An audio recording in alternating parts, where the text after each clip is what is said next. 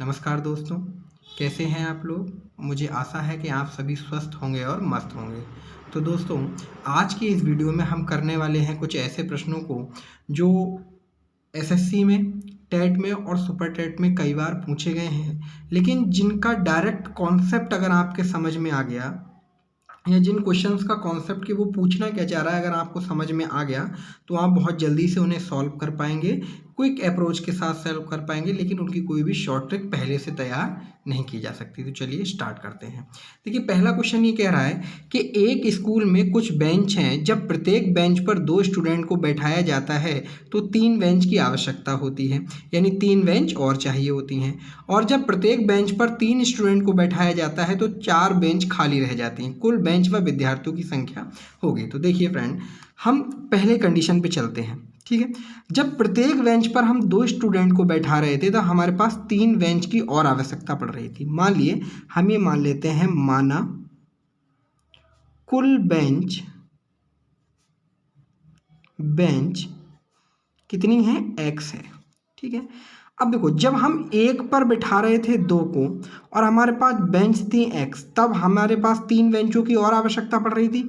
यानी कुल बेंचों में अगर हम 3 और जोड़ लें और उन एक पर 2 को बिठाएं तो सारे स्टूडेंट क्या हो जाएंगे, बैठ जा रहे हैं। दूसरी कंडीशन में वो ये कह रहा है कि अगर एक पर कितने बिठाए जाएं, 3, तब 4 बेंच खाली रह जाती हैं, या दूसरे शब्दों में कहें तो एक्स्ट्रा यानी बच जाती हैं।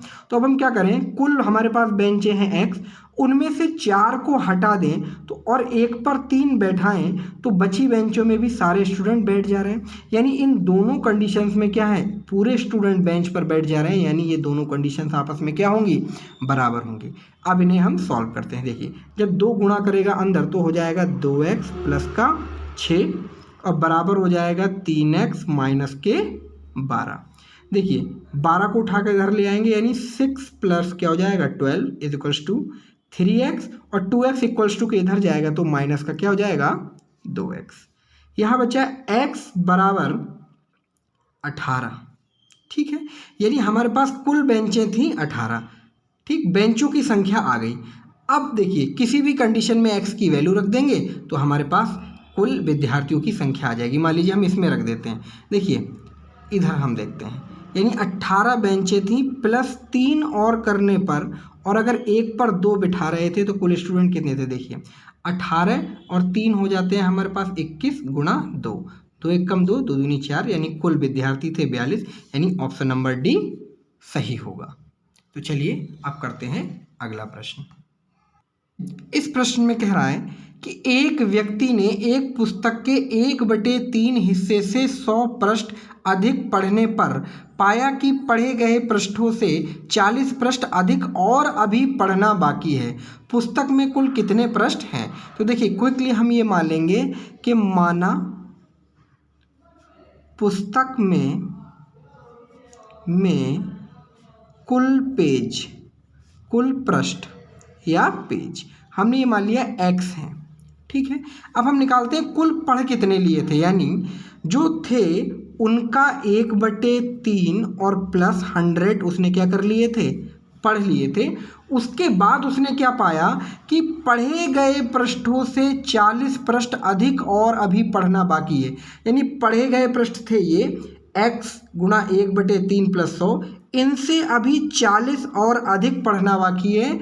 यानी अगर x का 1/3 प्लस 100 से और 40 अधिक पढ़ लिए जाएं तो यानी ये पूरी पुस्तक खत्म कर ली जाएगी, यानी है x तो वो पढ़ लिए जाएंगे, यानी ये सब बराबर हो जाएगा किसके, x के। अब इसे सॉल्व करते हैं। देखिए, यहाँ देखिए, ये हुआ 100 प्लस का 40 और बराबर x, और ये x गुणा 1/3 को उठाकर इधर ले जाएंगे तो ये हो जाएगा x/3। ठीक है, ये हो जाएगा 140 बराबर, देखो ये हो जाएगा 3x माइनस का x/3, 3 इधर गुणा में आ जाएगा तो 3 गुणा 140 बराबर के 2x, यानी 2x बराबर हो जाएगा 3 गुणा 140। ठीक है, ठीक है, और ये 2 इधर जो गुणा में था यहाँ से हटा देते हैं हम, और इधर गुणा में है तो इधर आ जाएगा बटे में। ठीक है, देखो 2 सत्ते 14, यानी ये 0 इधर आ जाएगा 70, यानी x बराबर कुल आ जाएगा 3 सत्ते 21 यानी 210, यानी पुस्तक में कुल पृष्ठ से 210, यानी ऑप्शन नंबर डी सही होगा। चलिए अब अगले क्वेश्चन की ओर बढ़ते हैं। देखिए प्रश्न, ये सभी जो प्रश्न हैं जो मैं आपको आज करा रहा हूँ, ये सभी किसी न किसी परीक्षा में पूछे गए हैं। एसएससी सीजीएल में भी पूछे गए हैं, एमटीएस में भी कुछ ऐसे हैं जो टेट में पूछे गए हैं, और इनकी संभावना है कि ये आगे सुपर टेट या एमटीएस में पूछ लिए जाएँ। तो चलिए क्वेश्चन को देखते हैं। एक विद्यालय में खेल दिवस पर प्रत्येक कतार में 30 को खड़ा किया गया, पर खड़ा करने पर 16 कतारें बनती हैं। यदि प्रत्येक कतार में 24 विद्यार्थियों को खड़ा किया जाए तो कितनी कतारें बनेंगी? तो देखिए, जब ये कह रहे हैं अगर हमने क्या किया है, एक कतार में 30 को खड़ा किया गया और कुल कतारें बनती हैं 16, तो 30 की गुणा एक कतार में खड़े विद्यार्थियों की गुणा अगर हम कुल कतारों से कर देंगे तो हमारे पास कुल विद्यार्थी आ जाएंगे। और अगर हम इसको भाग कर देंगे किससे, एक कतार में जो अब नए 24 विद्यार्थी खड़े किए जाने हैं, या जो नए तरीके से उन्हीं विद्यार्थियों को खड़ा किया जाना है उससे, ठीक है। जितनी संख्या पहले थी उतनी ही विद्यार्थियों की संख्या अब है, ठीक है। तो देखिए कैसे आएगा, 4 चौक 16, 4 छंग 24, 6 कम 6, 6 पंजे 30, तो 5 ये हो गया 5 गुणा 4 यानी 5 चौके 20, यानी हमारे पास कुल कतारें बनेंगी 20, और आंसर नंबर आपका डी सही होगा। बहुत ज़्यादा ट्रिकी क्वेश्चन है जो कि एसएससी एमटीएस में पूछा गया है। देखिए क्या कह रहा है, 12 प्लेटों तथा 9 चम्मचों का कुल मूल 339 यानी 339 हो तो 4 प्लेटों तथा 3 चम्मचों का मूल क्या होगा? देखिए हम यहाँ बना लेते हैं पी यानी प्लेट और चम्मच माने स्पून यानी एस। देखिए जब हमारे पास 12 प्लेटें थीं और 9 चम्मचें थीं तो कुल मूल था 339, ठीक है।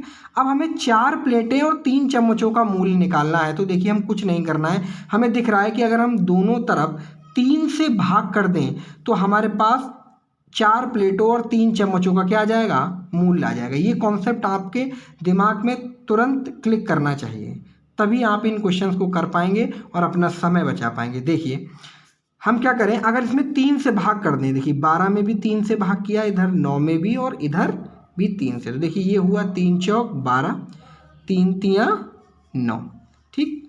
अब देखिए यहाँ किया तो 3 एक कम 3, 3 एक कम 3, 3 तियाँ 9, यानी 4 प्लेट प्लस ये P फॉर प्लेट, देखिए प्लेट के नीचे यानी यहाँ भी मैं प्लेट लिख दे रहा हूँ, यानी P फॉर प्लेट यानी 4 plate plus spoon S for 3 spoon का मूल होगा 113। देखिए डायरेक्ट आ गया, यानी ऑप्शन नंबर सी सही होगा। तो फ्रेंड्स अगर आपको मेरी वीडियो पसंद आई हो तो प्लीज़ इसे लाइक कीजिएगा, शेयर कीजिएगा, और अगर अभी तक आपने मेरे चैनल को सब्सक्राइब नहीं किया है तो प्लीज़ इसे सब्सक्राइब कीजिएगा ताकि मैं और बहुत सारे ऐसे क्वेश्चंस आपके लिए लाता रहूँ।